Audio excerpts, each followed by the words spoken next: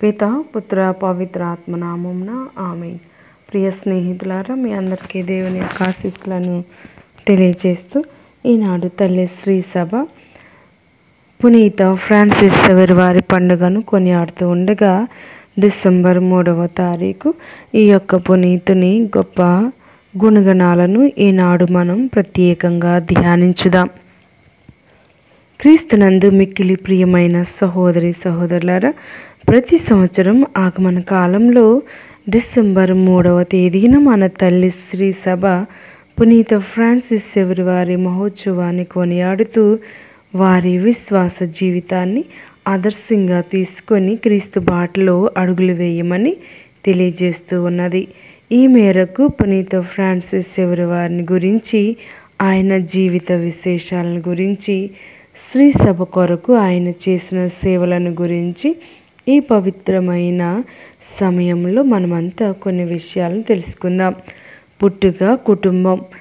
పునీత ఫ్రాన్సిస్ సెవెర్ వారు స్పెయిన్ దేశంలో ఒక సంపన్న కుటుంబంలో ఏప్రిల్ 7, 1506 సంవత్సరంలో జన్మించి ఫ్రాన్సిస్ అను నామంను స్వీకరించారు. షౌరి వారి తండ్రి నవరే రాజ్యంలో కౌన్సిల్ సభ్యుడు మరియు తల్లి ఆల్పెల్క్వేటా వంశస్థురాలు. దైవ సేవ వైపు అడుగులు. పునీత ఫ్రాన్సిస్ సెవెర్ వారు తత్వశాస్త్రంలో ఉన్నత విద్యను అభ్యసించి మంచి పేరును తెచ్చుకోవాలని కలలు కన్నారు.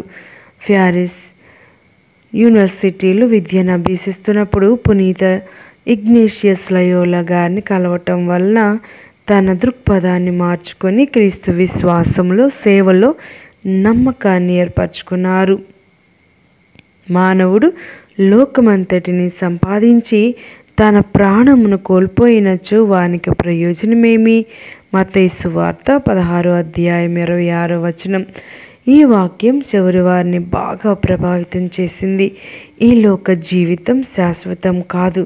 జీవించే ప్రతి క్షణం దేవుని కోసం జీవించాలి, దైవ సేవ చేయాలి, దేవుని కోసం చివరి వరకు నిలబడాలి అని నిశ్చయించుకున్నారు. పునీత ఇగ్నేషియస్ లయోలా గారితో కలిసి మొత్తం 7 సభ్యులు బృందంగా ఏర్పడి యేసు సభ ఆవిర్భావానికి కారకులయ్యారు.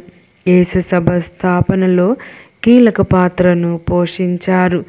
సెవెర్ వారు 1537వ సంవత్సరంలో జూన్ 24వ తేదీన తన 31వ ఏట గురువుగా అభిషిక్తులయ్యారు. భారతదేశంలో వేద ప్రచారం కొనసాగించిన సెవెర్ వారు పునీత ఇగ్నేషియస్ లయోలా గారి దగ్గర సెక్రటరీగా పనిచేయు కాలంలో పోర్చుగల్ రాజు సువార్త ప్రచారంతో శ్రీ సభ వ్యాపకం కొరకు తూర్పు దేశాల నుండి గురువులను పంపమని రోమన్ నగర రాయబారి ద్వారా పునీత ఇగ్నేషియస్ గారికి వర్తమానం పంపగా మొదటిగా 2 గురువులు సిద్ధమయ్యారు. వారిలో ఒకరికి ఆరోగ్యం బాగా లేకపోవడం వల్ల ఆ గురువు స్థానంలో ఇగ్నేషియస్ గారు సెవెర్ వారిని పంపడం జరిగింది. సెవెర్ వారు ఒక ఓడలో ప్రయాణమై 1542 సంవత్సరంలో మే 6వ తేదీన గోవా పట్టణంలో అడుగుపెట్టారు. అక్కడి భాషను నేర్చుకున్నారు. ఎందరో పేదలకు సహాయం చేశారు. రోగులకు తన వంతు సేవలు అందించారు. శ్రీ సభ సత్యోపదేశాన్ని బోధించారు. అవకాశం దొరికినప్పుడల్లా వాక్య పరిచర్య చేసేవారు. గోవా ప్రాంతంలో చేపలు పట్టే వారి మధ్య 2 సంవత్సరాలు ఉండి వారి భాషను నేర్చుకుని జపాలు నేర్పించి జ్ఞానస్నానం ఇప్పించి ఎంతోమంది అన్యులను శ్రీ సభలో చేర్చారు. సెవెర్ వారు ఒక గంటను మ్రోగించుకుంటూ వీధిలోనికి వెళ్ళేవారు. ఆ గంట శబ్దాన్ని విన్న పిల్లలు ఎందరో ఆయన చుట్టూ గుంపులుగా చేరేవారు. పిల్లల కోసం వచ్చిన తల్లులతో వారిని దేవాలయానికి నడిపించేవారు. క్రీస్తు ప్రేమను గురించి బోధనలు చేసేవారు. గోవాలోను అనేక తీర ప్రాంతాల్లో ప్రయాణం చేసి దైవ వాక్యాన్ని వినిపించారు.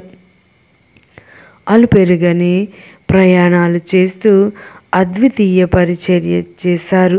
భారతదేశంలో ఎందరో అన్యులు మనసులను మార్చి జ్ఞానస్నానం ఇచ్చి శ్రీ సభలో చేర్చారు.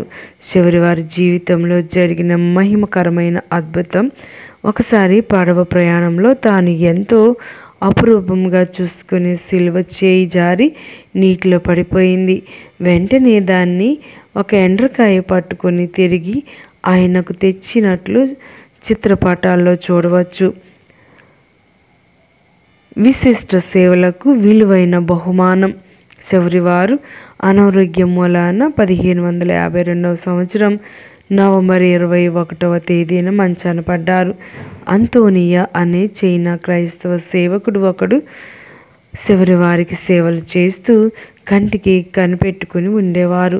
చివరివారు 1553వ సంవత్సరంలో డిసెంబర్ 3వ తేదీన తన భూలోక ప్రయాణాన్ని విశ్వాసంతో ముగించుకొని పరలోకానికి చేరుకున్నారు.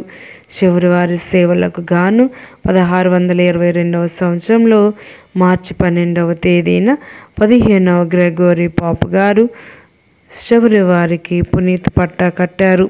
ఇప్పటికీ చెక్కు చెదరకుండా విశ్వాసులందరికీ దర్శనమిస్తున్న చివరి వారి పార్థివ దేహం కొన్ని వేల మంది జ్ఞాన స్నానం ఇచ్చి ఆశీర్వదించిన ఆయన దక్షిణ హస్తాన్ని రోమ్ నగరంలో ఒక దేవాలయంలో భద్రపరిచారు.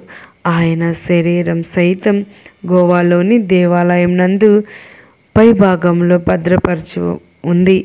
ఆయన మరణించిన ఇన్ని సంవత్సరాలు అయినా ఆయన శరీరాన్ని మనం ఇప్పటికీ చూడగలుగుతూ ఉన్నాం. అంటే అది ఒక అద్భుతం అని చెప్పవచ్చు. కొన్ని వేల మంది భక్తులు ఈ పునీతుని శరీరాన్ని చూడటానికి వస్తూ ఉంటారు. 10 సంవత్సరాలకు ఒక్కసారి ఆయన శరీరాన్ని కిందకు దించి భక్తుల దర్శనం ఉంచుతారు. ప్రియ స్నేహితులారా, మరియు గొప్ప పునీతుని యొక్క ఆశయాలను మనం గైకొని దేవుని యొక్క దీవెనలు పొందుదాం.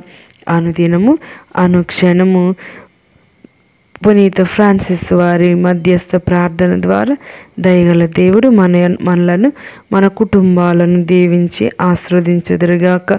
బైబిల్ పట్ల, దేవుని వాక్యం పట్ల ప్రేమను పెంచుకొని ప్రభుని అధికంగా తెలుసుకుందాముగాక. ఆమేన్. పితా, పుత్ర, పవిత్రాత్మ నామమున ఆమేన్. పునీత చివరి వార మా కొరకు ప్రార్థించండి.